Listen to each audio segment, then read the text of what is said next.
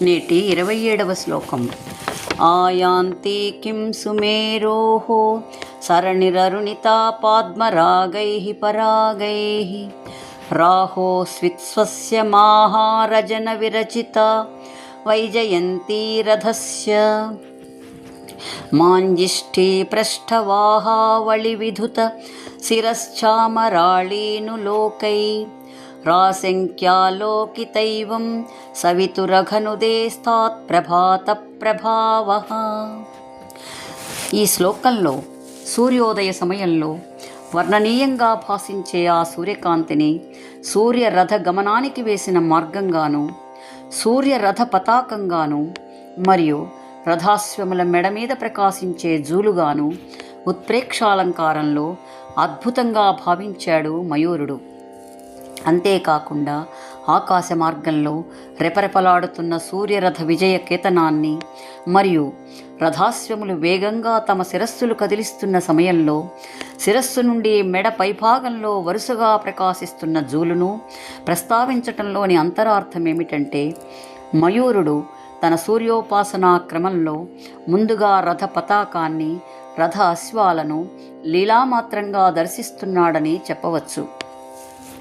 ఈ సూర్యశతకంలో 43 శ్లోకముల వరకు కొనసాగిన ఈ ప్రభావర్ణన తరువాత ముందుగా 44 నుండి 49 శ్లోకముల వరకు గల 6 శ్లోకములలో రథ అశ్వములనే వర్ణించాడు మయూర మహాకవి.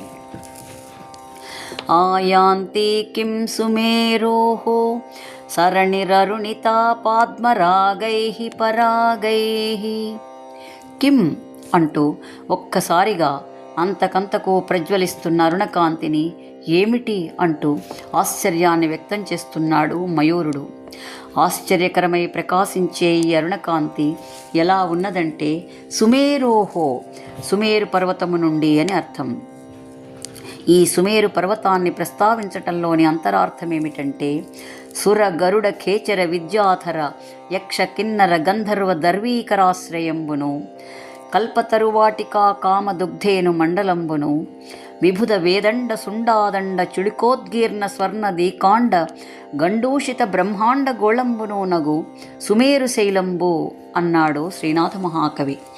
దేవతలు, గరుడులు, ఖేచరులు, విద్యాధరులు, యక్షులు, కిన్నరులు, గంధర్వులు, నాగులు మొదలగు సమస్త దేవతాజాతులకు ఆధారమై, కల్పవృక్ష కామధేనువులకు ఆలవాలమై, ఇంద్రుని ఐరావతం యొక్క తొండము చేత పీల్చబడి తిరిగి పుక్కిలించిన ఆకాశగంగా జలముల చేత ఏర్పడిన బ్రహ్మాండగోళంగా ఆ సుమేరు పర్వతం ప్రకాశిస్తోంది. లోకాలోక పర్వతమునకు యువతలి వైపున ప్రకాశించే ఆ సుమేరు పర్వతము చుట్టూ సూర్యరథం ప్రదక్షిణంగా పరిభ్రమిస్తూ దేవతలకు ఉత్తరాయణ దక్షిణాయనములను ఏర్పరుస్తున్నది. అటువంటి ఆ సుమేరు పర్వతము నుండి ఉదయ పర్వతము వరకు వేసిన అరుణిత ఎర్రగా ప్రకాశిస్తున్నటువంటి సరణిహి వీధిలాగా, మార్గంలాగా భాసిస్తున్నది. సరణి అనగా మార్గము, త్రోవ అనే అర్థములే కాకుండా భద్రత, రక్షించేది అనే అర్థములు కూడా ఉన్నాయి. అనగా ఈ సకల జగత్తుని రక్షించటానికి, పోషించటానికి అరుణరంజిత శైల మార్గం గుండా సూర్యరథచక్రాలు బయలుదేరాయి అని మరొక అంతరార్థం. వింధ్యపర్వతరాజు నీలాచలం, ఉదయ, క్రౌంచ, గంధమాధన, మలయ, త్రికూట, మహేంద్ర, హేమకూట మొదలైన పర్వతములన్నీ తనకు సాటి రావని, ఒక్క సుమేరువు మాత్రమే తనకు సాటి రాగలదని నారద మహర్షికి చెబుతూ ఉదయమనభ్యుదయంబు అంటాడు. ఈ సూర్యకాంతియే ఉదయ పర్వతము నుండి ప్రసరించకపోతే అసలు ఉదయ పర్వతానికి అభ్యుదయమే లేదు అన్నాడు శ్రీనాథ మహాకవి. అటువంటి ఆ సుమేరు పర్వతము నుండి ఉదయాచలం వరకు వేసిన అరుణరంజిత మార్గంలాగా ఆ సూర్యకాంతి ప్రకాశిస్తోంది. అంతటితో ఆగలేదు మయూరుడు. ఆ అరుణకాంతి ఎక్కడి నుండి వస్తున్నదంటే, పద్మరాగైహి, పద్మరాగమణుల నుండి పుట్టినటువంటి అని అర్థం. ఈ పద్మరాగమణి ఎర్రని రంగులో ఉండే రత్నము లేదా కెంపు. ఇది అధిక కాంతిని కలిగి ఉంటుంది. పరాగైహి, ఆ పద్మరాగమణి యొక్క ధూళి అనగా కెంపు రాళ్లను పగులగొట్టి ఆ పొడితో నింపిన సుమేరుశైల మార్గంగా ఆ సూర్యకాంతి భాసిస్తోంది. జ్యోతిష్య శాస్త్ర ప్రకారంగా సూర్యుని రత్నం కెంపు. ఈ పద్మరాగమణిని ప్రస్తావించటంలోని మరొక అర్థం ఏమిటంటే, దేవతలందరూ తమ కోరికలు తీరడానికి వివిధములైన రత్నములతో విశ్వకర్మ చేత తయారు చేయబడిన శివలింగాలను తమ తమ శిరస్సులపై ధరిస్తారని శివపురాణం చెబుతున్నది. వాటిలో తూర్పు దిక్కుకు అధిపతి అయిన ఇంద్రుడు పద్మరాగమణితో చేసిన శివలింగాన్ని ధరిస్తాడు. ఆ మణికాంతులను కూడా ఇక్కడ భావన చేయవచ్చు. ఆయంతి, ఈ అరుణరంజితమైన పద్మరాగమణుల కాంతి సుమేరు పర్వతము నుండి వస్తున్నదా ఏమిటి అంటూ మయూరుడు భావించాడు. రాహోస్విత్స్వస్య మహారజన విరచిత వైజయంతి రథస్య. అనేక విధములుగా సూర్యకాంతిని భావన చేస్తూ ఈ పాదంలో ఆహోస్విత్, ఆహా లేకపోతే, స్వస్య సూర్యదేవుని యొక్క, రథస్య రథము యొక్క, మహారజన అనగా కౌసుంభ లేదా కుంకుమ పువ్వు రంగు. ఇది బలాన్ని, ధైర్యాన్ని సూచిస్తుంది. అరుణారుణ కౌసుంభ వస్త్రభాస్వత్కటీతటి అని లలితా సహస్రంలో వసిన్యాది వాగ్దేవతలు సైతం అరుణారుణ కౌసుంభ, సూర్యోదయ కాంతి కుంకుమ పువ్వు రంగులో ఉన్నదని, ఆ రంగు వస్త్రాన్ని ఆ జగన్మాత ధరించిందని చెప్పడం జరిగింది. విరచిత, అటువంటి కౌసుంభరంగు పూయబడినటువంటి వైజయంతిలాగా ఆ అరుణకాంతి భాసిస్తోంది. వైజయంతి అనగా విష్ణువు మెడలోని హారము అనే అర్థమే కాకుండా టెక్కెము, పతాకం, ధ్వజం, కేతనం అనే అర్థములు కూడా ఉన్నాయి. విష్ణు ధర్మోత్తర పురాణం ప్రకారంగా వైజయంతి అనగా గాలి వేగంతో అలలు అలలుగా కదిలే పతాకము అని అర్థం. ఈ సూర్యోదయ కాంతి సూర్యరథ విజయ కేతనంగా కౌసుంభరంగుని అలుముకున్న రథ పతాకమా అని జనులు ఆశ్చర్యంగా వీక్షిస్తున్నారట. వైజయంతి అని ప్రయోగించటంలోని మరొక అర్థం ఏమిటంటే, ఆ వస్తున్నది సూర్యనారాయణమూర్తి రథం కాబట్టి వైజయంతి అంటూ అంతర్లీనంగా నారాయణ శబ్దాన్ని నిక్షిప్తం చేశాడు మయూరుడు. మాంజిష్ఠీ పృష్ఠవాహావళి విధుత శిరశ్చామరాళీను లోకై. ను అనే ఈ సంస్కృత ఏకాక్షర శబ్దానికి బహుశా అని అర్థం. అరుణితమైన సుమేరుశైల మార్గమా, రథకేతనమా, బహుశా అంటూ మరొక భావాన్ని కూడా ఈ పాదంలో ప్రతిపాదిస్తున్నాడు మయూరుడు. పృష్ఠ, ఇది అద్భుతమైన సంస్కృత శబ్దం. పాణినీయ వ్యాకరణ మూలసూత్ర ప్రకారంగా పృష్ఠో అగ్రగామిని ప్రతిష్ఠిత ఇతి పృష్ఠో అశ్వః అని చెప్పినట్లుగా ముందుకు నడిచేది లేదా ముందుకు వెళ్ళే అశ్వం అని అర్థం. వాహ, వాహనము లేదా రథమునకు కట్టబడినటువంటి, పృష్ఠవాహ, రథమునకు కట్టబడిన అశ్వముల యొక్క ఆవళి అనగా మాతంగలీల అనే జంతుశాస్త్ర ప్రకారంగా లైన్స్ ఆఫ్ హెయిర్, వెంట్రుకల వరుస అని అర్థం. అశ్వముల శిరస్సు నుండి మెడ పైభాగమంతా ఉన్నటువంటి వెంట్రుకల వరుస లేదా గుర్రపు జూలు అని చెప్పవచ్చు. అటువంటి ఆ గుర్రపు జూలు ఎలా ఉన్నదంటే మాంజిష్టి, ఇది ఆయుర్వేదంలోని ఒక ఓషధీలత. దీని శాస్త్రీయ నామం కూడా రూబియా కార్డిఫోలియా అంటారు. దీనిని తామ్రవల్లి అని కూడా పిలుస్తారు. దీని వ్రేళ్ల నుండి లభించే ఎరుపు రంగు వంటి పదార్థం కోసమే దీనిని సాగు చేస్తారు.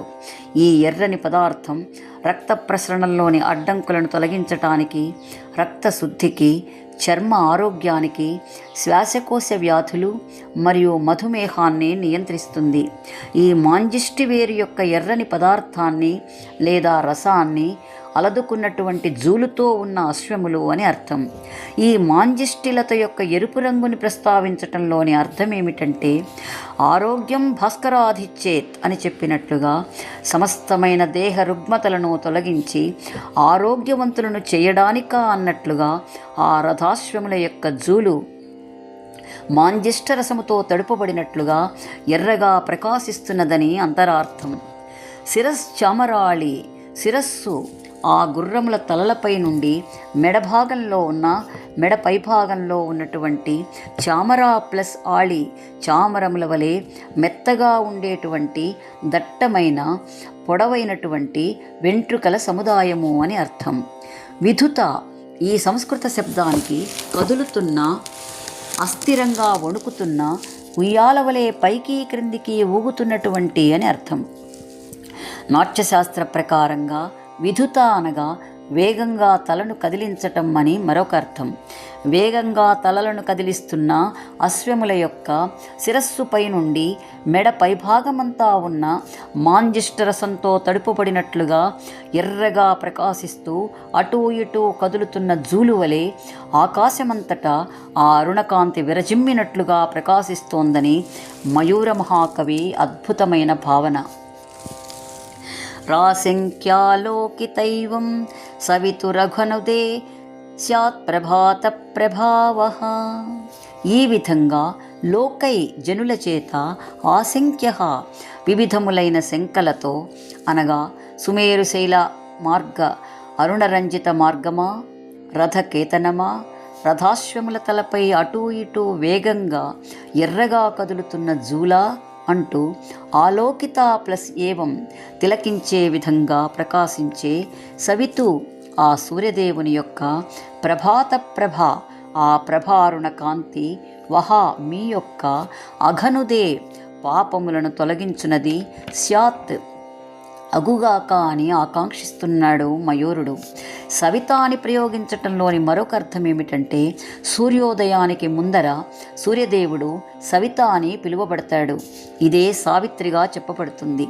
ఈ విధంగా పద్మరాగమణుల ధూళితో వేసిన అరుణరంజితమైన సుమేరుశైల మార్గమా, లేక కౌసుంభరంగుతో ప్రకాశించే రథకేతనమా, బహుశా మాంజిష్టరసముతో తడుపబడిన రథాశ్వముల జూలా అంటూ జనులు అనేక శంకలతో ఆలోకిస్తున్న వీక్షిస్తున్నటువంటి ఆ సవితృదేవుని యొక్క అరుణోదయ కాంతి మీ పాపములన్నింటినీ తొలగించి మీకు ఆరోగ్యమును కలిగించున్నది అగుగాక అని ఆకాంక్షిస్తున్నాడు మయూర మహాకవి.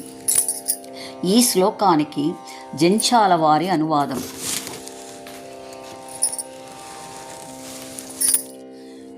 పద్మరాగ పరాగ పటలీగ్రమణ సుమేరుగిరీంద్ర మరుణితా మార్గమేమో కౌసుంభరాగ సంక్రాంత భూషిత సూర్యరథశిఖర పతాకరాజమేమో